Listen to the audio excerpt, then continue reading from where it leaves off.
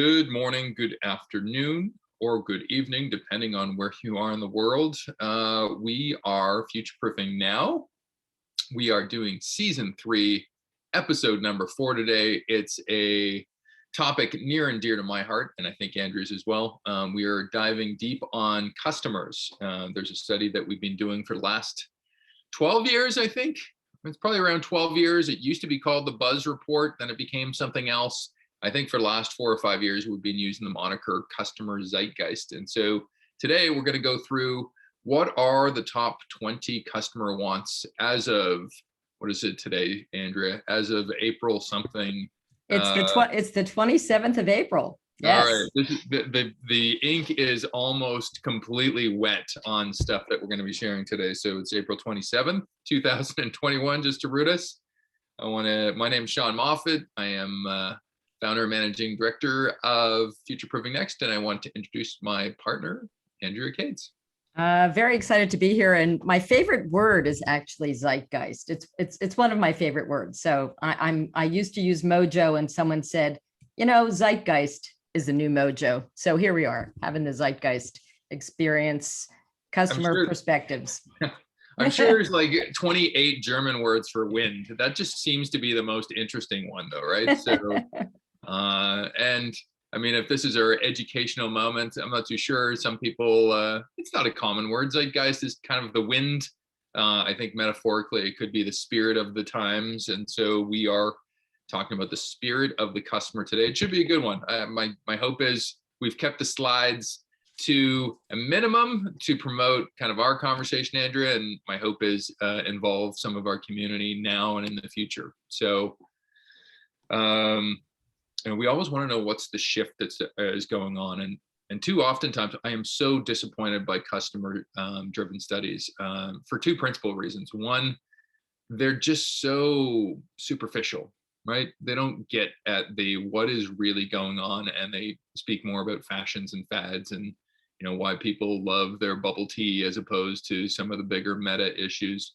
That's one of my challenges. And the second challenge I find is too many of these studies come from a tribal kind of arena. So I'm in customer experience. So all of my stuff is going to be surfaced through experience, or I am into the future. So all of my stuff is going to be based on that. And so we've tried to actually get away from that noise and actually kind of rise above it and kind of go, okay, at the highest level, what's really going on with customers and what has shifted over the last couple of years since we've done this study last. Any other thoughts on just kind of how we track and look at the early signals of the future, Andrea, on customers?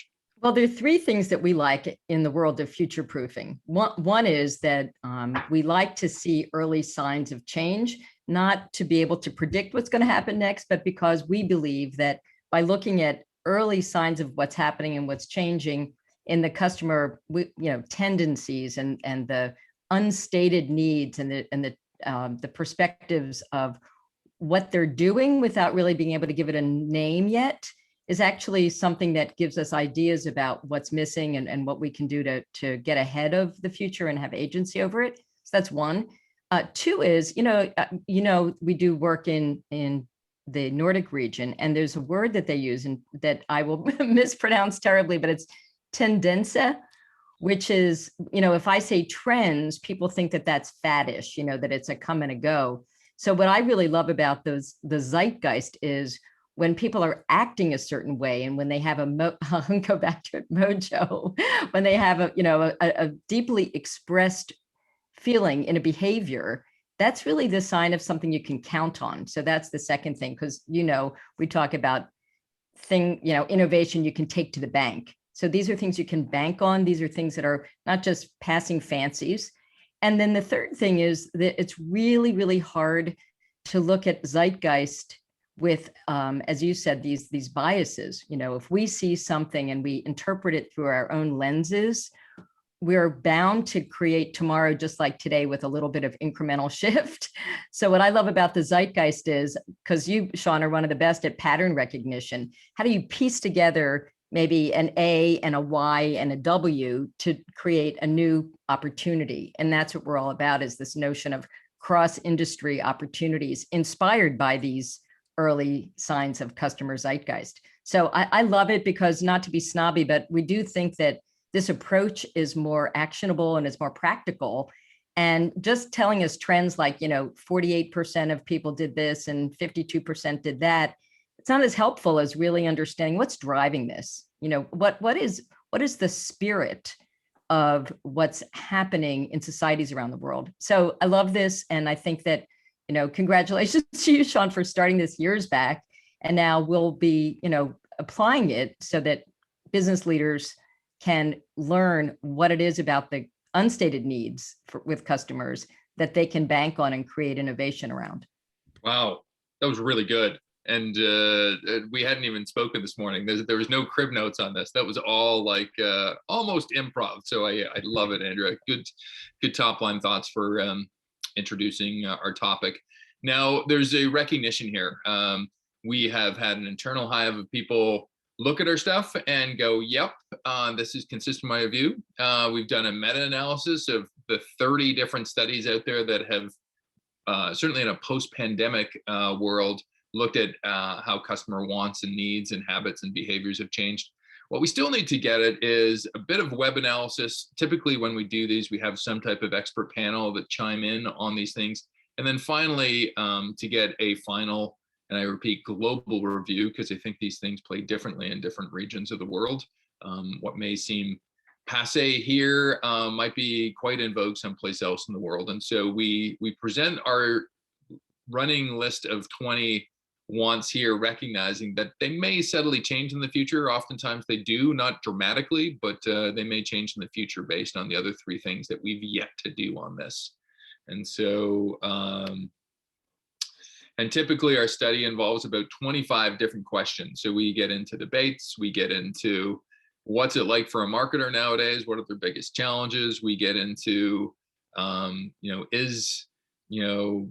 customers and managing customers, is it becoming more human or more tech? Is it becoming more decentralized or centralized? And a whole bunch of different questions. So we're only exposing one of the questions that tends to come out of our Zeitgeist studies.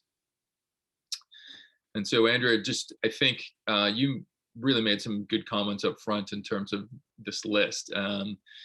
We think the value of it is it makes us better future proofers. We can understand where things are coming at and hopefully be able to tell our clients, hey, we've seen some of those early signals from the future and can actually do something of it. And I love your comments earlier on about, like a lot of these trend studies, they state something and they kind of run away from it and don't state the implication or the action based on it. So that is not our motivation here.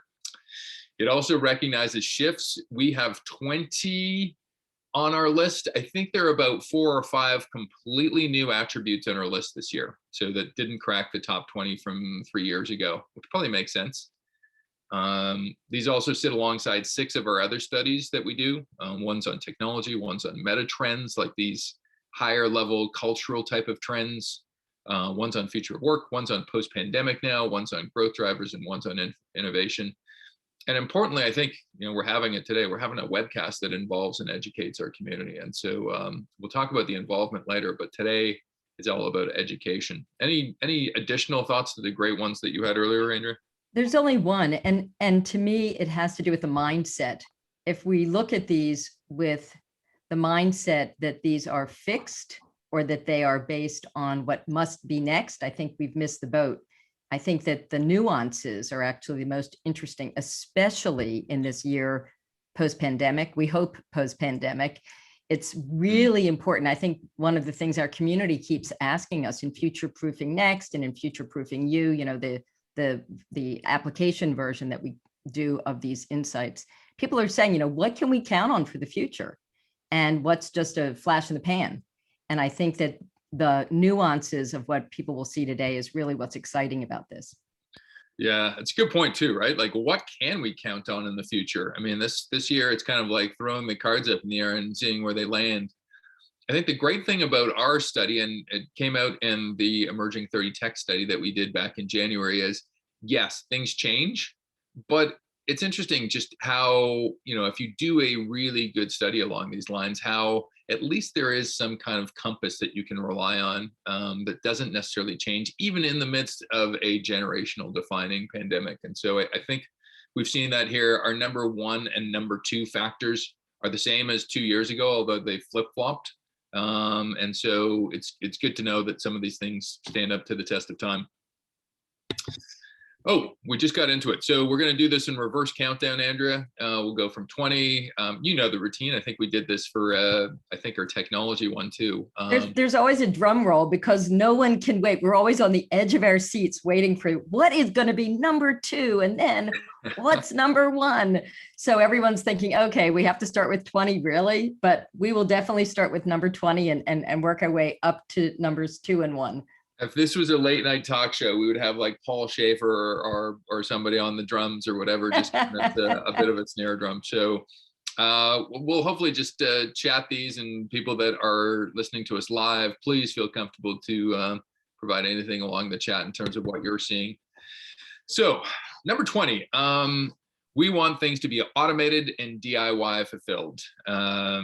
This was not on our list from 2 or 3 years ago. I think it's reflective of how digital we've become and how much people do not want to wade into, even particularly in a pandemic world, any kind of human to human contact. So as much as it's this real paradox, Andrea, the more human we want our brands and companies that we deal with to become, the more automated we want them to become too. So it's an interesting balancing act. I'll go through all 5 of them and then we can maybe have a chat. This was way higher on the list a while ago. I think it's not that it's less interesting, but people still want simple and well-designed products. But I think for the sake of other things that have gotten in the way, I think it's just become less and less important. It's almost like the price of admission now. Your stuff should be simple and well-designed, not as a differentiator, but as a price of admission. It needs to be environmental and low impact. Certainly, we've seen this even in the span of this year. Become much more important, I think, as we get out of this pandemic, or, knock on wood. I know some of the world right now is going through terrible, terrible straits, and it may be 2 to 5 years before some geographies completely get out of this. I think people are starting to pivot. Wow, if we're this global in nature and we can cooperate on a pandemic, I wonder if we could wrestle this climate change thing to the ground, and it's reflected in some of the values that people are describing.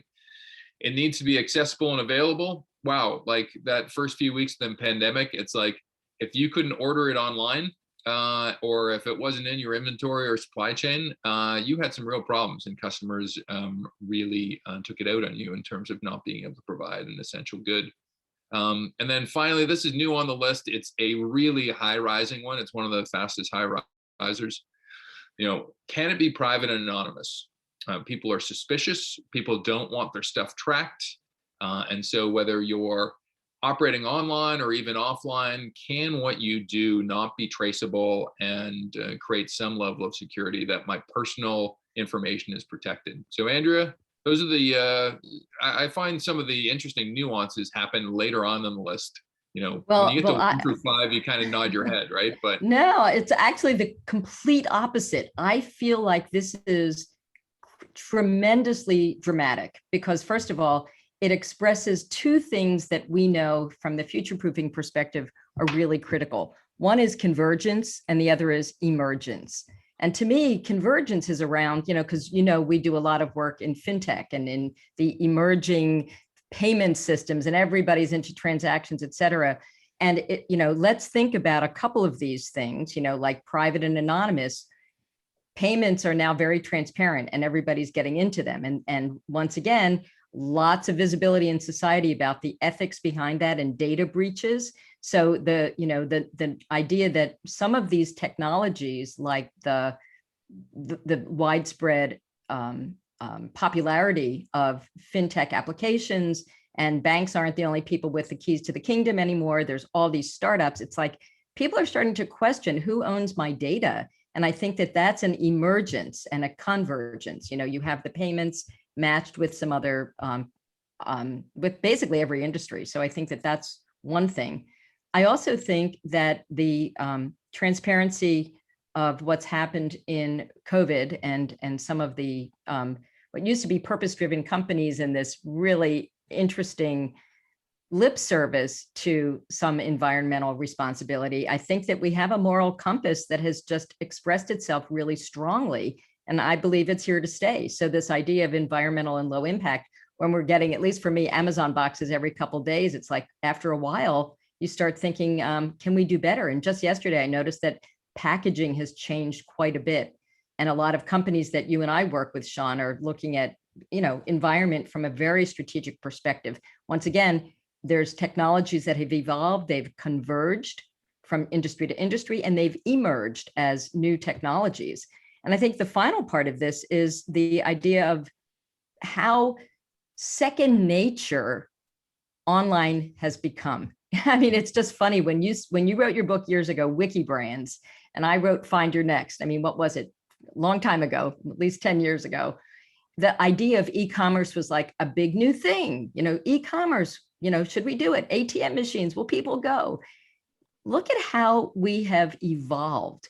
This idea of what is completely natural. I mean, everyone of every age, every generation, baby boomers, Gen Z, whatever, is just automatically comfortable, including 4-year-olds probably, with online and e-commerce. And now DIY fulfillment is kind of next generation of that, right? So we're constantly raising the bar, but let's not ignore the fact that this is huge societal shifts. Let us not take for granted that there are some really strong shifts from where we were even 5 or 10 years ago. And I just want to add something because it was a trigger for me. My garbage day tends to be on Wednesday, and so outside my house right now is a one of these green boxes, or I guess they're purple, at least in Canada here, where it's like you put your paper and your canned goods and stuff. It's been full for the last week, and so as much as we make these big statements about environment and how we're getting rid of fossil gas and we're buying electric cars, I think this needs to go one step down in terms of what you just mentioned, like the packaging, the online. It was just a trigger moment for me. Maybe just like this, like, how does this continue? Like one habit is creating a new, perhaps more pernicious habit. So, I mean, I think of it like whack-a-mole. You get rid of one thing, like I don't have to go to the store, which is great from, I've saved gasoline and, less wear and tear on the car. But the downside is, as you said, Wednesdays are a nightmare, feeling guilty that we have created all this packaging. So how do we really look holistically at these issues? So once again, what I love about even the 20 through 16, which doesn't get all the love, as we know, Sean, in terms of these important customer wants, is looking meta. What does it mean for a company? So as I said, when we deal with corporate executives or leadership or teams that are trying to do something about this, what's here to stay that we can all learn from? The idea is that, we just definitely need to ignore that and pay attention to these new trends. And to be clear as well, you're right. I think sometimes things lower on the list don't get the love. Automated is not 20th out of 20 different traits, where there is a list of 50 kind of starting customer wants that we started with. So we're definitely dealing with the front half of the deck, but you're right, things have become a little bit more perhaps headline inducing as we move on here. Are we ready to go to the next 5, Andrea? Absolutely. Okay. All right, 15. I think I expected this maybe to be a little bit higher on our list, but I think it's a constant. It's new to the list of 20 as well. Just being purposeful and values based, which can mean a lot of different things. I mean, if you like Chick-fil-A, that's one type of thing versus liking something that might be considered a little bit less traditional. 14, diverse and inclusive. Definitely a riser on our list as well. And certainly if you look at, generally across the gamut of workforce, culture, marketplace, even, some industries that tended to not be really good on the diversity front have really changed their tune over the last 2 or 3 years.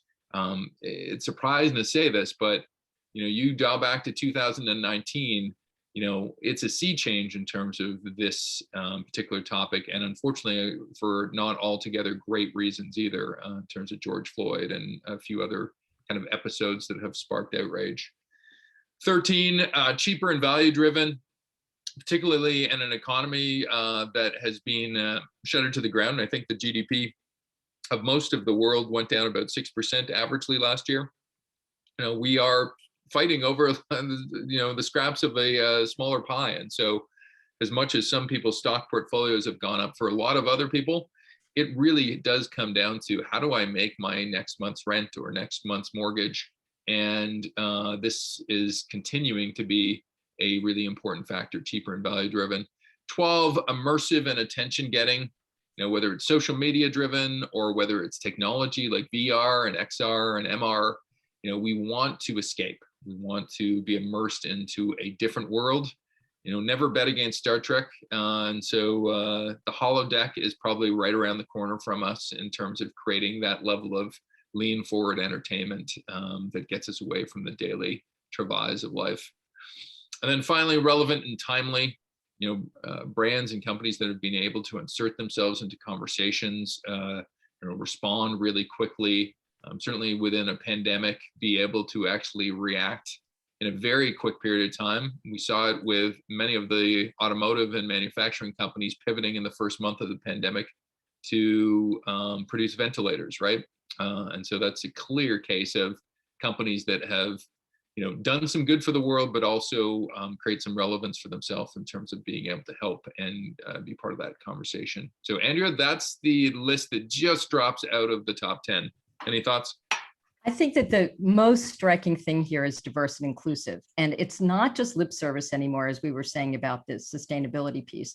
One of the things that I'm noticing, especially in the work that you and I do in Future of Work, Future of the Workforce, is that the challenge to get top talent to work for our companies is so critical. And so with customer wants being so demanding in terms of diversity and inclusion, and this is globally, you and I notice this globally with teams, that it's not enough to say that it's in our mission statement to be diverse and inclusive. How do we live this? How do we breathe this? How do our products reflect this? And I think that that's the thing that, to me, well, I'm going to predict that that's going to be on the rise even next year. This idea of what does it really mean to be diverse and inclusive? And diversity has become more diverse. So there are more categories for what that means. Inclusive means something really different. And I think that the point that you made earlier, Sean, which was so really spot on, that the pandemic has alerted us to countries that we haven't paid attention to, health risks that we haven't really been sensitive to, an awareness about where our customers, where our sourcing is for materials. And so to me, this is going to be a huge driver moving forward, is what it really means to be diverse and inclusive in our bones, in our company's bones, and what our products, if our customers want this, that means that our employees are going to need this. And that means that that's our war for talent. And to me, the idea of what that's going to look like, I would predict that that's even going to go up next year. That's such an interesting point. And as you were talking too, you start to realize as well that, just because this is on the top 20 list, there's almost a different movement, like an alternate movement that, you could chase down as well on some of these, right? As much as cheaper and value driven has become the mantra for a lot of people, if you look at, I know at least in Canada right now, and I'm presuming it's the same thing where you are, Andrea, you can't buy a boat right now. Like there's 2-year back orders on being able to buy boats or RVs or something. And so, as much as you see these clearly, there are niche different segments of the market that almost go the other way. And we're talking about diversity and inclusivity. Certainly we've seen the storming of the Capitol, which by all interpretations was, not necessarily diverse and inclusive in the last year. And so you do see these counter movements as well. Well, and I want to insert something from the chat, which is really interesting, because someone was, I won't say who, just in case they want to be anonymous, but there have been 2 points that are made. One is, to what extent are the issues that we've talked about so far, these customer wants, in response, sort of like pseudo backlash to the complexity of current technology and this enabled self-service lifestyle? I think that's super interesting. And the point was made, especially in some Western countries. And the second point that was made by the community is that what is table stakes or foundational. And I think that that's really interesting as well. The idea of, that was a big deal 5-10 years ago. And this because you've been tracing it that long. And what's now subtly becoming table stakes or foundational. I mean, I have yet to see a panel that we've been involved with when we do keynotes and panels on these, globally. It used to be that some countries wouldn't have women on the panel, for instance. Yeah. And I mean, that is just not okay anymore. And I think that some of the shifts are now, we take it so for granted, whereas even maybe 2 or 3 years ago, that wasn't the case. And I think that there's all kinds of examples. And I think those are really good thoughts of, the idea of what's now table stakes. Let's pay attention to, wow, what are we taking for granted that we now see is the underpinning of these top ones. Yeah, I'd like to build on that too. That's such a sharp point by whoever anonymous person who's wondrous and smart just brought up, because Brand Keys does an interesting study. They look at brand satisfaction every year, and what they found was that every year customer demands go up by 25%, and yet the ability for a company to deliver against that goes up by about 5%. So over time, that gap continues to be created. And so, I can't think of too many products out of the box that, I think even 20 years ago, Andrea, you buy something for Christmas, you expected some of that stuff to last 3 days before it busted and never to be used again. I don't think even those products exist anymore. Like, that's so a really sharp point by the person talking about table stakes and what's become foundational. I think I mean, exactly. And to build on that, I haven't even heard the term planned obsolescence. It used to be that was kind of the de rigueur approach to some of the merchandise that you're describing. Let's have a 3-day post-Christmas, like a sugar high, let's have a 3-day post-Christmas, whatever it was, Cabbage Patch doll or whatever those things were in those days. But a lot of products had planned obsolescence. Automobiles had planned obsolescence, whether it be by style or by chassis or by engine. There was a certain number of miles that you would expect, say, a car to last you. And that mindset, I haven't heard anyone saying, oh yes, and this product has a planned obsolescence. So I think it's a zeitgeist, to use our term, a zeitgeist that is subtle, but I think it's really significant. No, it's true. And we got plenty enough time here, so we'll keep going down this road. I remember 20 years ago, at least in Canada, Ford's tagline, Ford Motor Company, was quality is job one. I don't think there's hardly any companies out there that are promoting quality, just because if you're not quality, you're not kind of in the game, right? So it's no longer a differentiator for the most part. All right, let's get into the top 10 list. Here's the next 5.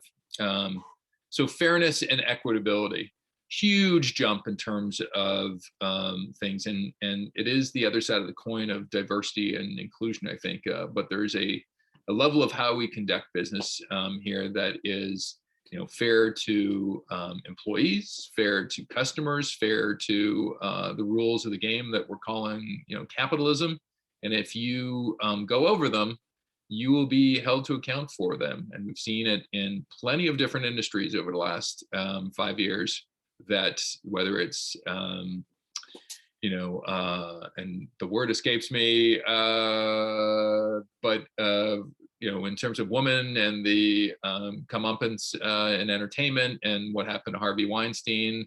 You mean Me Too? Thank you. Like I was struggling for the other word. You just teed me up for that. No, you just teed me up for that. Thank you, Sean. That was a softball. I appreciate that. Oh my Lord, no. Yeah, no. You have those, when you don't have enough sleep and you go, what is going on here? I'm sorry, that's just great. The master trendmeister who is the world's expert in customer zeitgeist turned to me for the Me Too hashtag. Thank you, Sean. I appreciate that. It won't be the last time, Andrea. 9, and this was much higher on the list. I think we've given a little bit of space for experiential and service-driven brands. We can no longer go into restaurants. We can no longer go into a lot of different places that provided us a top-level experience. In exchange, we've asked for things to be dropped off at the end of our curb and not to have a fulsome experience. And so it's still important, but it's further down the list, and I think increasingly has gone online. Not on the list 2 years ago. I don't know where the resting point ongoing for this one's going to be, but certainly healthy and safe has had much higher prominence this year.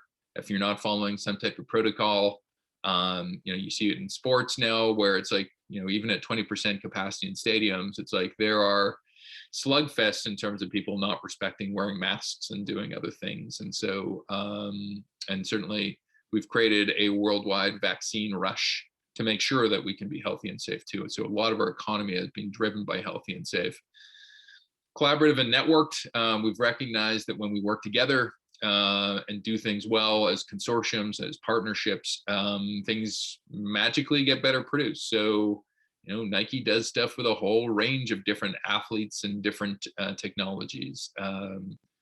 Any of the big nine have literally hundreds of different partnerships they've created to actually make their products resonate better. And so this is the mantra of the day. How do we work with other people, sometimes even our competition, to actually build stuff together that makes sense? And then finally, a little bit higher on our list 2 years ago, but still very important. How do I get personalized and customized stuff? And I think technology has really embedded this one. 3D printing, value-added manufacturing. There's a whole bunch of different things that allow you to get your stuff in whatever color, in whatever size, in whatever shape. The notion that there in the future you'll have a small, medium, large, and extra large t-shirt is crazy. Right? It'll all be personalized and customized to your fit. So, and that's only one, traditional category. There's plenty of others where your cars in the future will be personalized and customized. Your house will be 3D printed, but still customized that way. And so, Andrea, that's our list of 10 through 6. So looking at some of the meta trends behind this, I'll make three pillars of points. I mean, to me, what I think is important for the future proofing audience and community is that there are some bigger trends that are, I believe, key drivers of these customer wants. So we're getting a lot of press on things like stakeholder capitalism. So let's look at fair and equitable. There was just a release of, what I call the tone deaf release of some facts around CEO pays, which has gone up dramatically in a lot of areas. And that's a really tough one when a lot of people are suffering worldwide. And there's this sense of who's entitled to earn these big salaries. There's a sense of stakeholder capitalism, whether it's the Business Roundtable or Davos, talking about the importance of not just shareholder capitalism, but stakeholder capitalism. And if you're somehow taking advantage of natural resources of a country, does that entitle you to make a huge profit if you're a company? And also, who are you accountable to? Who's the CEO? Who should you be accountable to? Stakeholders are customers. They're the next generation. They're the citizens. It's society in addition to the shareholders. And so to me, the press that issue has been getting in the past 12 to 24 months, I believe is very closely linked and drives this notion of, transparency when you see that things aren't equitable and maybe capitalism has some chinks in its armor. I think that's one of the really interesting related thoughts. And I'll go to another one, healthy and safe. I remember the Tylenol moment. And I remember when suddenly it wasn't enough. Now, there were unintended consequences, as you and I know, but, suddenly somebody tampered with Tylenol for people who weren't around during this era. And, and that meant that, oh my gosh, to keep people healthy and safe, what was the response? Over packaging. Now, clearly it was a trade-off because you wanted to make sure that no one was going to do that again, open a Tylenol package that had been tampered with whether it be with a needle or somebody opening the packaging or not enough plastic. And so the response of that in that era was to over package. And that was really important because healthy and safe meant something very different in the post-Tylenol moments. But now healthy and safe looks a little different. And we won't tolerate, as we were saying earlier, over packaging. And there's also this really important notion of the knee-jerk response at that moment. But what lasted from Tylenol was this sense of responsibility for people to feel that their packaging, that their products are protected, that you're not going to feel that you're at risk. But in this world, it's different from the Tylenol moment. Number one, as we said, packaging won't work. Number two is it's this feeling of healthy and safe being, I'm sorry, there's one more thing, that it used to be healthy and safe also was antibacterials. We didn't want germs on our counters. Right. So that was a mindset. Well, now we're really unsure, is it herd immunity that's going to keep us safe? Is it more bacteria? If everybody's allergic to peanuts, and now I heard it's sesame seeds and other things, should you be feeding them more to the kids? Is it that we wash our vegetables too much that's causing people to be more sensitive to things? Should we have more dirt? So to me, what's interesting is the more knowledge we have around healthy and safe, the more nuanced it is. And so what I believe is interesting is we want to be healthy and safe, but in a new way, in a way that affects public health. And it goes way beyond the home, where we used to feel in control, to places where we work and where we worship and where we travel and all of that. And that gets me to my final piece, which is this idea of experiential and service driven. If you take the travel industry and you imagine that, we've all been cooped up, not able to do this, although I hear that flying is back. But, after a year of not having the ability to travel, and we think about what's been the replacement for that. Well, this is why it's so interesting to rethink experiential. I mean, everything from what it means to have a Zoom or connect to our families, the core human needs, if you go up Maslow's hierarchy of needs, the core needs, we have to figure out what is experience if we can't go to a place. And I believe that that is also something here to stay. The idea of a sort of virtual worlds that with Second Life used to be, oh, it's coming, we're all going to be living in game worlds. I don't think so, but there's certainly going to be something where we simulate the experiences that are so human and so fundamental in new ways, because we can't live without them. Yeah, no, it's true. It's a real differentiator for businesses as well, right? You can provide a product, but I mean, if you provide an experience, like, wow, that's very next level. And we've seen companies do it. I have a follow-up question for you, and I struggle with this one myself, and I have a somewhat unpopular point of view in the back of my head at times on the healthy and safe front. And there's some history on my side here. If you look at the Spanish flu, 1918, 1919, went after young people, old people, didn't matter. Millions of people around the world died from it. And there were a lot of structural things that changed. We had mudrooms at the front of houses that became an architectural thing for the next 30 years. Having said that, it led to the Roaring '20s, where pretty much people were a lot more promiscuous and, went to speakeasies and floated the law by drinking, even though prohibition was in vogue. So on the healthy and safe front, I think certainly this pandemic will change everything, and we'll certainly be more very wary to future pandemics. I'm really curious 2 years from now, whether or not if somebody put 100% of their time and effort into doing healthy and safe, whether that was the right thing to do based on the rubber band that snaps back. I truly believe the first chance we get to flock to concerts with a full bowl stadium of people, pressed in with each other, I think people are going to take it.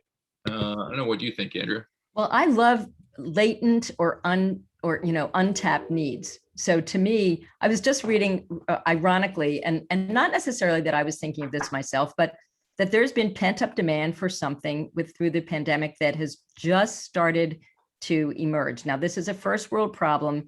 It's probably a little bit elitist, perhaps, but it's plastic surgery and cosmetic, Botox and injections. Well, we've all been staring at ourselves close up on cameras and seeing how tired our eyes look and how many wrinkles we have. But I think it's really interesting because it was a pent up demand that we didn't see. Certainly the lowering of cosmetic procedures during COVID would make you think, wow, people will never put themselves at risk, especially for something that's not really important for their health. And yet there's this pent up demand that's been kind of building in this area that, once again, I'm not suggesting that I'm not endorsing it, but I am observing that there probably are other kinds of pent up demands that are kind of a super reaction to what we've been experiencing together. I think one of those, as we said, one of the things is really positive, the fair and equitable. The more we see others and read about suffering and inequality and inequities, I think our consciences are put into play, and there's probably unmet and pent up demand for that. But I also think that on the other side, there's a lot of personal stuff that we crave, and to be able to put our finger on the pulse of upcoming cravings is also important. I think that, let's imagine nature is a craving, when we've been sitting in rooms without nature. And I just noticed that camping and sites are booked, months and months and months in advance. And this summer, the patterns in how people want to get away with their children if they feel that they're safe, it's a lot around seeing national parks in the United States and really trying to get back into nature. So I feel like some of it is actually a good thing that hasn't expressed itself yet. And so I'm looking at what happens in a couple of months to start seeing what's been building up over the past 12 months that is actually going to create surges in these areas, in these arenas. Interesting points. All right. Well, we're getting further down the list. I'm going to share the next three. We'll do it that way, and then we'll do the dramatic reveal on 2 and 1. Here we go. Connection and mobility. I want your product wherever I can, when I can, at any point in time of the day, wherever I am in the world, regardless of which platform I'm on. And so we've seen this time and time again, where it's just, if we've seen it, in some respects, it's almost driven some demand, but we're on Clubhouse later on this afternoon doing something.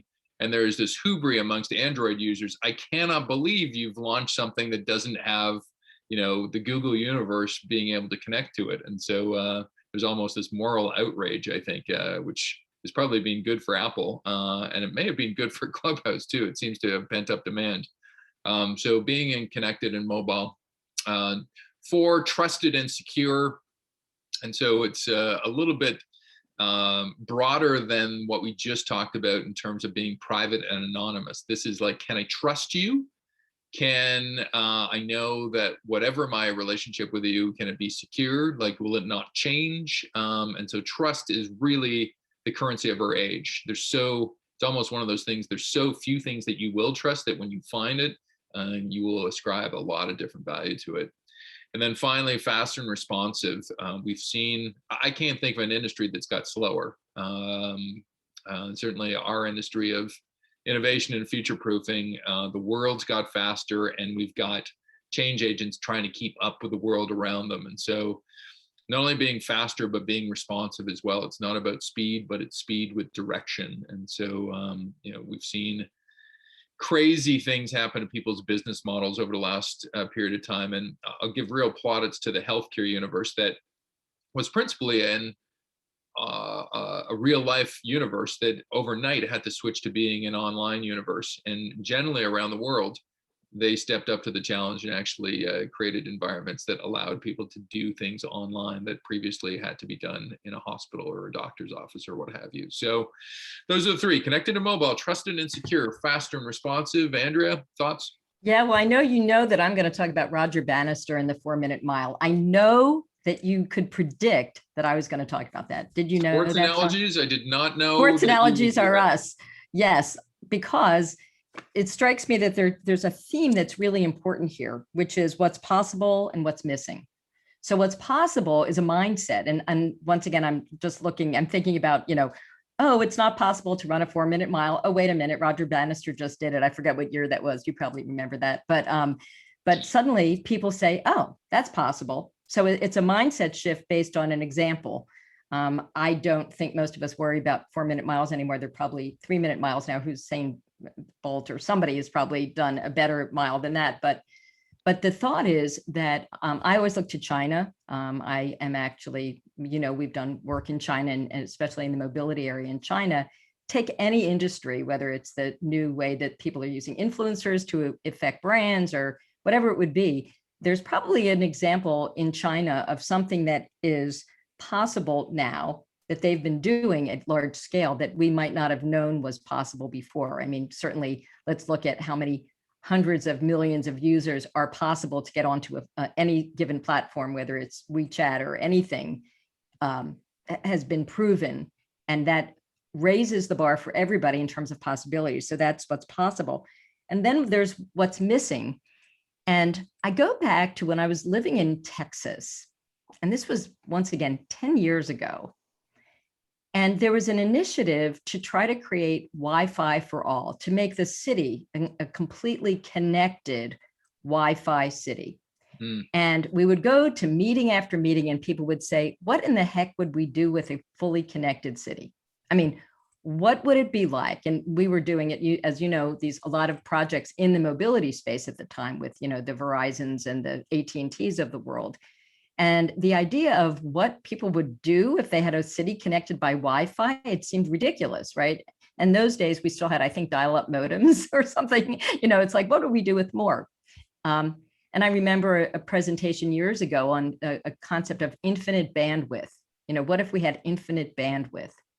Well, now, to get back to the societal need, we have people who are trying to educate children at home, and the tremendous inequity between those who have Wi-Fi and those who don't, and those who have access and those who don't, is now not just like, oh, I can't shop anymore on, I can't order things, or I can't have a Zoom call with my friends.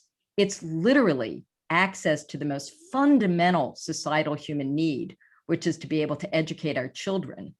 And to me, it's now really clear that we have some people who have experienced this connected and mobile as a really nice to have, and speed and Wi-Fi. But then we start realizing that it's becoming a basic human need. Access to education, access to information. If you have haves and have-nots, the gap will only widen if we don't do that. And so to me, that's really the piece of this that I find most interesting, is that something that in the old days seemed like a nice luxury and maybe a technology cool gizmo is now the key to the fundamentals of what customers not only want, but need. And I have one last comment about this. There's been a good question from the community about who are these customers? Are they B2B? Is it business clients? I mean, you and I work a lot in corporate innovation strategy and futuring. And so we work a lot with teams that are trying to bring early stage venture ideas all the way across the finish line. But these customer ones aren't just corporations looking at, customers. They're broader. Isn't that true, Sean? What do we mean by a customer in this scenario? Yeah, I mean, people, it's a great question, by the way. I think people try to atomize it, and maybe there could be a list for consumers and B2B. I think we tried to rise above that, and I guess from two different standpoints. One, the 30 studies that we looked at that kind of indexed different things, they were across the gamut. And so I would say 2/3 of them were consumer based and 1/3 of them were B2B based. But I think they ran the gamut. But I think more largely, and one of my friends, Brian Kramer, always brings this up, it's not B2C or B2B anymore, it's H2H. And I think we're all humans. We all experience things certain ways. And it's funny, if I use my software as a service kind of hat, the moment we started to see what Apple was doing in iTunes and how whenever Apple touches anything, it works and it's well designed and it does stuff, the whole world changed. It was no longer sufficient to have a universe where things may have worked but looked horrible. No. And so everybody had to kind of build their game up. And so yeah, I will not answer the question by saying it's both. Both of these are important. And I think as you look at them, you might index them slightly differently, but I guarantee you they wouldn't be that much different, B2B versus B2C. And I just did, back to your point, Andrew, I think if you look at the telco and mobile industry, all three of these things have become huge things they've had to respond to. From a bad standpoint, your comment about education, the whole argument around net neutrality was, should we should we allow two different speeds of internet for two different type of income classes or people ability to pay? And then on I guess a more promotional kind of front, the whole idea behind 5G is, just when you think you had enough bandwidth or was fast enough, I think in New York tests, it's like 5G is about 18 times faster than what 4G or whatever you're using currently was. And so, it really is driving that industry forward in terms of, and not only that, but the trusted and security piece in terms of, can I actually build a mobile network that actually doesn't allow the hackers and the black hats to come in? All right, we've only got a few more minutes. I'm going to position us to number 2 and number 1. Each of them gets their heyday. Here we go. It was number 1 2 years ago. It's now number 2. Doesn't mean it's not important, but we want things that are smart and data driven and predict our world and know who we are and customize it to ourselves, and can actually listen to not only our words and what we type, but also our voices and what we tell them, and learn our habits and behaviors and be able to reflect those back to us and think when we're asleep and create different alarms and create different Spotify playlists based on our previous habits and a whole bunch of different things. This is number 2, Andrea. We're driven by our need for having smarter and data-driven products, correct? Well, I'd like to make one quick comment. One of my favorite slogans, as you know, is MD Anderson Cancer Center in Houston, Texas, that says that their slogan is making cancer history, and the double entendre is intended. I believe that one day this is going to be so fundamental that it won't even make the list. That we know every single thing is smarter and data driven. That's going to become the given, because and here's why I think that. It has to do with what I saw recently. A 3-year-old, right, with an iPad, basically so comfortable that they were correcting their parent and then holding up the iPad to take a video of something that they were watching, was like a karate demonstration. And I thought, wait, this is a 3-year-old. They're going to just expect every device to be this smart and this data driven. Yeah. So when that 3-year-old is 18, we won't even have this on the list. It's just like air. Like, what is that? We just take it for granted. So I actually think if it's not on the list eventually, it's not that it's not important. It's that my prediction has come true. What about you, Sean? What do you think? Well, I mean, I totally agree on this. I depend on things. In fact, most of the people I know don't know one person's phone number in their head because they have a product that can serve it up to them. Like the idea that you could actually remember things seems so paradoxical to how we run things. And so we're, in a bad way, I guess we're dependent on these things. I do also think from forgetting the fact that these need to become core features of the products that we produce, and be able to produce smarts beyond even the ones that we envision when we produce them. There's also a cultural element here where, I look at what's on Netflix. Queen's Gambit, right? It's a thing about a girl, a young woman that plays chess and her odyssey. Like, when did chess become such a big thing? And if you look at who we lord over as the people that truly should be respected or at least admired, if you look at CEOs, they kind of look at Elon Musk now, right? I think maybe 20, 25 years ago, we worshiped the quarterbacks or the kind of biggest pitchers in baseball or best soccer players. Increasingly, that space is being taken over by the smartest engineers and entrepreneurs and people that have, in the pandemic world, being the scientists that have made some breakthroughs. And so I think I want to even rise above the fact that this is part of products and services. This is a cultural trait now. We value smarts more than we ever have. So I rest your case. You made the point, and I'm just going to reinforce it plus that Elon Musk is hosting Saturday Night Live in the United States. Like, what in the world? Is that happening what this weekend? In the world? Yeah. So like, it used to be movie stars, and okay, now it's Elon Musk. Really? Yeah. So somehow I agree, like it or not, that's just the truth. Parents send your kids to engineering classes when they're 8 or or some type of maker school or something. No longer has to be on the hockey team.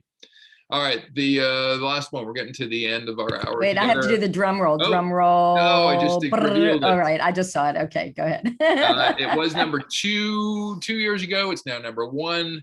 Authentic and human. And to the point that one of our audience made earlier, like there really does seem to be this paradox, I guess, in terms of we want things to be more tech, and sometimes we want the reaction to that. And I think in a pandemic world, what we've asked our leaders, what we've asked our governments, what we've asked our fellow co-workers, what we've asked our neighbors to do is to show their real, more authentic and human selves. And it's tough to hide, even if you don't want to be this.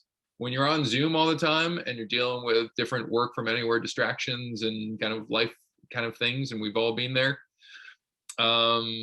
this is put a real premium on this. And I think, the good thing, I think, for society, and we sometimes dismiss it, but I think we've become a little bit, and I'm making a broad statement here, but we've become a little bit more empathetic and compassionate as a world. I think we now demand more of that from our leaders, and I think this is a good thing. I think, like the second one, smarts, authenticity has almost risen to be kind of a cultural trait too, right? Like we want to see CEOs at the front of the parade and not just hiding behind PR people. We want kind of to see how you make your products. We want to know that your policies on making clothes goes back to the supplier of the supplier of the supplier that you're using, and to actually have some kind of provenance that we know you're the good guys, not like somebody that's trying to cheat us on the side.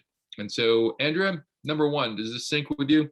Well, my brief is, you just said something so smart, hiding behind PR people, right? So it used to be that our authenticity came from slogans or from PR or from taglines. And I think that, and not to, now we've talked about Elon Musk, now we're going to talk about Mark Benioff, and I don't want to pretend like anybody is beyond, is perfect. But I do think that when we talk about authentic and human, we have noticed that the values of a company and the leaders of a company are what they do when no one's watching, or when they think no one's watching, or when it's not in their job. And I was really struck, a lot of people did PR things around COVID, but I was really struck that last year when the government in the United States was thrashing around trying to figure out how to get vaccines, and it was just like a big holy mess. Mark Benioff just stepped forward and said, gosh, it seems like we need PPE, like personal protective equipment for the frontline workers, like pretty quickly into this thing. And he just kind of made it happen. I know there were tariffs and problems and et cetera, but he just stepped forward and said, how can we, even though they're a software company that's not a public health company at all, this is to the question about who are these customers, right? It's people, it's H to H. How can you have a company that would in any way not pay attention to the fact that society was suffering, and like, here I am. And my favorite quote is, somebody should do something about this. It's like, hey, I'm somebody. So the people that realized that, their authenticity and their humanity really spoke volumes. And I'll tell you what, I respected the heck out of all of the leaders last year. And currently, I think that sets the new bar. What are you really doing? Not when you're on camera with slogans and PR people around you, but when it really matters. And as you said, that means that, yeah, we see the leaders, we see how they're acting and responding, and people want to work for those companies. And that means that people want to buy from those companies. And I think it's really reached a new level, clearly, from it being number 1 on the list. I'm surprised that it's number 1 on the list, to be honest, but I'm also pleased. Well, who knows? Maybe 2 years from now, it won't be that. But I think we're in here to stay. I think just our ability to understand what's going on and the transparency that both technology and information has afforded us is probably, at least from how do we monitor this stuff, makes sense. And I think my hope is we're changing and progressing as humans as well. Speaking of authenticity, that is the end of our list, but that is certainly not the end of our odyssey together here. We would love anybody that's listening to this, both live or recorded, to become part of our global Customer Zeitgeist team. Attributes, we are trying to surface the most global of perspectives. I know oftentimes over the last decade, we've commented that when we deal with Europeans, we tend to have a different sensibility around some of the stuff than North Americans. And I'm sure that would be the case of Asians and South Americans and Africans and people from the Middle East and even ANZAC countries. So we'd love it if we could, we're looking to build a global group of about 15 people with all different facets, not just one particular stripe of the customer trade. We're looking to have these people be involved in our study and a report, and the report would be due out in June of this year. And so if you're listening to us, please get in touch with us at hello@futureproofingnext.com. We have a number of different announcements in terms of what's coming up, Andrea. One, we're doing the Future Proofing Awards. And so we just had a recent webcast. We've got one coming up this time next Tuesday, where we're surfacing people that just present their nominees. We've got a platform now, and we're looking at 20 different types of categories that come June. We're going to award some of the more interesting people that surface as nominees as being leaders of future proofing in these different spaces. And so what are your nominees? Tell us. Come to futureproofingnext.com at the Future Proofing Awards, and you can surface your own. Next month, we do once a month these deeper dive things. Andrew, I think you've got the conch on this one. That's a term that you use all the time, perpetual refresh. It may even be the term you invented. I'm not too sure if we should copyright this, but yeah, I definitely invented it, and I know that because people still scratch their heads. But one day it will be famous. It will be in everyone's lexicon. Yeah, perpetual refresh is the one critical. It was hard to land on it, but it's the one critical skill that every corporate executive didn't say explicitly, but it was implicit in what people said. What is it going to take for you to be the leader in the future, the leading company, the leader in being able to attract fresh talent? And the idea is to not ever rest on our laurels and to do this on an ongoing basis. So the idea is, how do you stay relevant? We're talking about 60-year education and learning communities. And as you know, with Future Proofing You, we're trying to put people into a state of perpetual refresh where there's no FOMO, there is no fear of missing out, there is constant relevance. How do you do that? And so to be in a state of perpetual refresh, it turns out there are critical personality traits, critical capabilities. And someone said EQ is going to be the new thing after IQ. And we think that PR is going to change from the PR of old to the PR of perpetual refresh as the must-have for every single team, every single leader, and every single company. I see what you did there. Very good acronym change. Yeah. By hook or by crook, we've both dragged yourself into this Clubhouse universe. It's an intriguing platform where it's kind of audio meets social media. We want to make Tuesdays at 4 p.m. kind of future proofing time, at least for the next few weeks. We're going to talk about cognitive biases this afternoon. There are about 180 of them in the world. We've identified 48, and probably within that 48, some of the key ones that get either in the way of innovation or, when conducted well, actually help accelerate innovation. It's important to know them. We're going to talk about those this afternoon. Join us on Clubhouse. We also, next week, will be talking about where do great ideas come from. And we've just did a session with our Future Proofing You educational cohort that benefited from that. And so we thought we'd surface that to the public. And then finally, our last couple of things. One, we have what we call our 66-degree champions. These are a front row of collaborators and people that we work with. We have a beta event coming up. We've called it Play and Scale. We only call it beta just because the first one was alpha, and I'm sure we'll get into other Greek letters as we go. It's coming up on May 11th. If you want to join our crew, if you like what we do, you'd love to be involved ongoing with us and maybe collaborate with us, send us a message at hello@futureproofingnext.com. We'd love to have you part of our world. And then we're also doing something in Nordic countries. We have a book that's coming up, and we want Nordic countries, all 5 of them, to know what we're doing. And so we've had a lot of people sign up for that already. It's coming up May 11th, 2 weeks from now. And that is it, Andrea. So we covered a lot of the universe today. Any parting thoughts before we say goodbye? No, I'm just so excited about the H to H. I feel like this is just the way that the world was going anyway. And the fact that We don't have to call ourselves, it's not like work and play and home and that's all blended. I think we don't have to be consumers and employees and leaders and stakeholders and shareholders. It's like we're human. And if anything has taught us that, it's been this past year of seeing it all blend together. And so I'm loving the fact that H to H is the new normal. And I wish to close this out, we had like some kind of sound effect, like a wind coming out through a window or something, evoking the idea of a zeitgeist. But I enjoyed this one. We so rarely just have a chance to chat, Andrea. We usually have like 3 or 4 other people. So for a change, this is actually good just to do the one-on-one. My hope is the community enjoyed it. And as we always close our webcasts out, we'll be seeing you soon in the future. Bye now.